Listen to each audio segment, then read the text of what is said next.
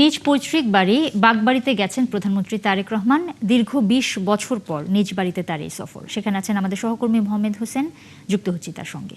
হোসেন, দীর্ঘ ২০ বছর পর প্রধানমন্ত্রী নিজ পৈতৃক বাড়িতে গেছেন। আজকে সারাদিনে তার কি কি কর্মসূচি রয়েছে, বিস্তারিত যদি বলেন। বিএনপি চেয়ারম্যান প্রধানমন্ত্রী তারেক রহমান মাত্রই শহীদ জিয়া ডিগ্রি কলেজ মাঠ, অর্থাৎ যেখানে ফ্যামিলি কার্ড বিতরণ কর্মসূচি হবার কথা রয়েছে, ঠিক সেই কর্মসূচি স্থলে তিনি এসেছেন এবং এখানে যারা উপস্থিত রয়েছেন সর্বসাধারণের উদ্দেশ্যে নেতাকর্মী সহ সর্বস্তরের মানুষের। সবাই ভালো, বাগবাড়ি বেশি ভালো, সবাই দোয়া করেছিলেন আমার জন্য। হ্যাঁ, ওই জন্যই তো আল্লাহর রহমতে আপনাদের দোয়া লেগেছে, সেই জন্যই তো আজকে আপনাদের মাঝে আবার ইনশাল্লাহ ফিরে আসছি আমি। ভালো আছেন সবাই না? আচ্ছা, আমরা অনুষ্ঠান শেষ করি, তারপর দুইটা কথা বলবো আমি, তার আগ পর্যন্ত কিন্তু যাওয়া যাবে না, ঠিক তো? টিকাদান ক্যাম্পেইন কর্মসূচিতে তিনি অংশ নিয়েছেন এবং এর পরবর্তীতে তিনি কিন্তু খাল খনন কর্মসূচি, চৌকির দহ একটি খাল রয়েছে, চৌকির দহ খাল খনন কর্মসূচিতে তিনি অংশ নেবেন। আপনি জানেন যে বিএনপি তার নির্বাচনী প্রতিশ্রুতিতে ফ্যামিলি কার্ডের উদ্যোগ গ্রহণ করেছিল। ফ্যামিলি কার্ড এর মাধ্যমে নারীদের ক্ষমতায়ন, আর্থিক সচ্ছলতা আনয়নের যে উদ্যোগটি গ্রহণ করেছে, সেটি অনেক আগেই সেই কার্যক্রম শুরু করেছে।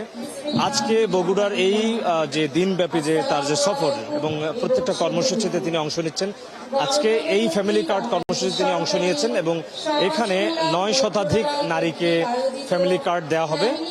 তিনি মাত্র সমাবেশের মঞ্চে এসে উপস্থিত হয়েছেন এবং এর পরে পাশেই চৌকির দহে একটি খাল রয়েছে, যেটি শহীদ রাষ্ট্রপতি জিয়াউর রহমান তার সময়ে খাল খনন করেছিলেন। এটি পুনরায় খনন করবেন প্রধানমন্ত্রী তারেক রহমান। স্থানীয় জনসাধারণকে সাথে নিয়ে সেই খাল খননে যাবেন।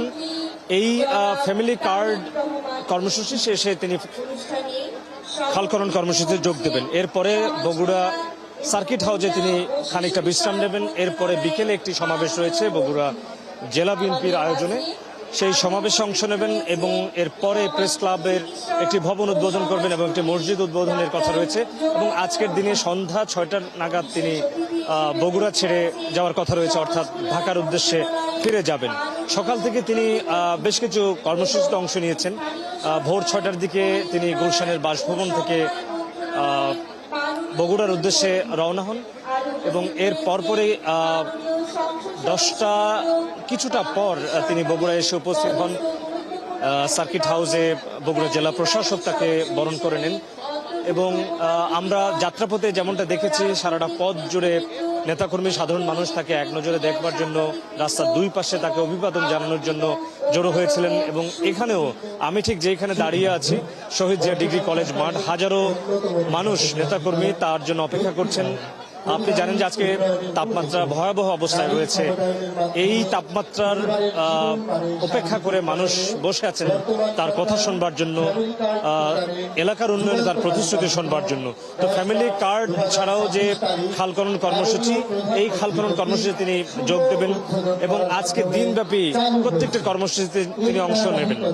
তো নুসরাত, এই ছিল আমার কাছে বগুড়ার শহীদ জিয়া ডিগ্রি কলেজ মাঠ থেকে সবশেষ খবর।